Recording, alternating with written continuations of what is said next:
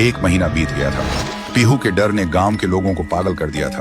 कोई स्कूल नहीं जा रहा था। बच्चे खिड़कियों से पीछे छुप के बाहर झांकते थे, लेकिन पीहू अभी भी उसी स्कूल के सामने बैठी मिलती थी। जुबान पे एक ही लफ्ज, मुझे भूख लगी है। फिर एक दिन गांव में एक बड़ा तांत्रिक आया। सुना था 1000 भूत प्रेत भगाए हैं उन्होंने। तांत्रिक गांव में कदम रखते ही एक आदमी से पूछा, ये गांव इतना शांत क्यों है? आदमी बोला, हमारे गांव में एक छाया घूम रही है जो मुझे भूख लगी है बोल के इंसान को निगल रही है।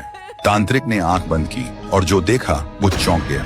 फिर उन्होंने गांव वालों को बुलाया और बोला, वो बच्ची की आत्मा किसी वस्तु में बंद है, हमें उसका असली घर ढूंढना होगा, वहीं कुछ मिल सकता है।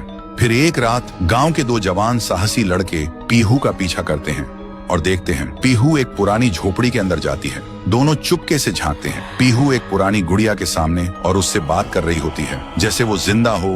दोनों देखकर चौंक जाते हैं। फिर अगली सुबह वही 2 लड़के झोपड़ी में जाकर वो डॉल उठाते हैं और ले जाते हैं तांत्रिक के पास। तांत्रिक डॉल को देखकर चिल्लाता है, यही है, इसी में बंद है वो बच्ची की आत्मा, इसे आग में जलाना होगा तभी सब खत्म होगा। फिर रात में तांत्रिक गुड़िया को आग में डाल के हवन करता है, जोर जोर से मंत्र जप करता है। तभी एक भयानक चीख गूंजती है, मैं भूखी हूँ। और अचानक वो डॉल हवा में उड़ जाती है और सबके सामने उस डॉल से निकलती है पीहू।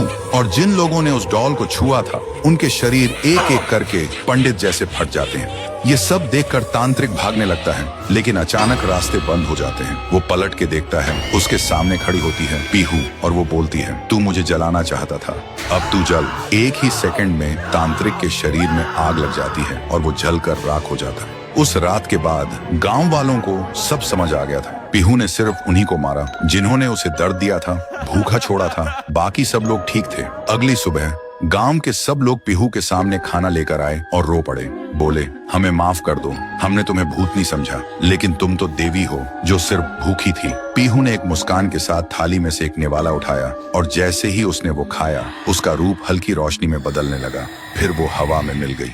उस दिन के बाद पीहू कभी नहीं दिखी। तब से वो गांव वापस वैसे ही हो गया, शांत, प्यारा और खुशी से भरा। तो दोस्तों, अगर कभी कोई भूखा बच्चा दिखे तो उसे भिखारी समझ के नजरअंदाज मत करना। क्या पता वो तुम्हारी इंसानियत का इम्तिहान हो। कमेंट करो, पीहू अब भूखी नहीं है, अगर तुम सच में एक इंसान हो।